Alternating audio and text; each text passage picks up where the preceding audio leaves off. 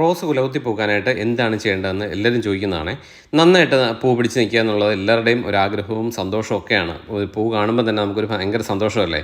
ശരിക്കും അതിന് നല്ല രീതിയിൽ നടുക എന്നുള്ളതാണ് വേണ്ടത്. നല്ലൊരു പോട്ടി മിക്സാണ് അതിന് ആദ്യമായിട്ട് വേണ്ടത്. മണ്ണ്, പെർലൈറ്റ്, കൂട്ടുവളം, പിന്നെ ചാണകപ്പൊടി, ഇത്രയും സാധനങ്ങൾ പ്രത്യേക അനുപാതത്തിൽ ചേർത്ത് നമ്മൾ ചെയ്തിരിക്കുന്ന ഒരു പോട്ടി മിക്സാണിത്.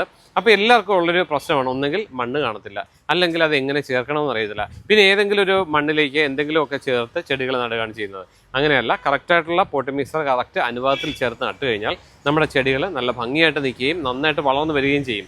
ഈ പോട്ടി മിക്സിലാണ് നമ്മൾ ചെടികൾ നടുന്നതെന്നുണ്ടെങ്കിൽ ഏകദേശം ഒരു 1.5 മാസത്തേക്ക് പിന്നെ മറ്റ് വളങ്ങളൊന്നും ചേർക്കേണ്ട കാര്യമില്ല. എങ്ങനെയാണ് നടുന്നതെന്ന് കൂടെ ഞാൻ കാണിച്ചു തരാം. അപ്പോൾ ഞാനിപ്പോൾ നടാൻ പോകുന്നത് നമ്മുടെ ചെത്തിയാണ് കേട്ടോ.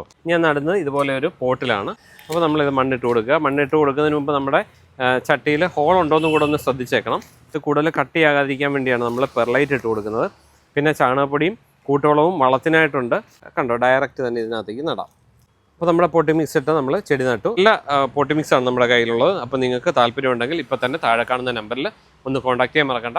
അപ്പോൾ ഇത്തരം കാര്യങ്ങൾ ഇഷ്ടമാണെന്നുണ്ടെങ്കിൽ നമ്മളുടെ പേജ് ഒന്ന് ഫോളോ ചെയ്യാനും ഇത് നിങ്ങളുടെ ഫാമിലിക്കും ഫ്രണ്ട്സിനും ഒന്ന് ഷെയർ ചെയ്യാനും മറക്കണ്ട.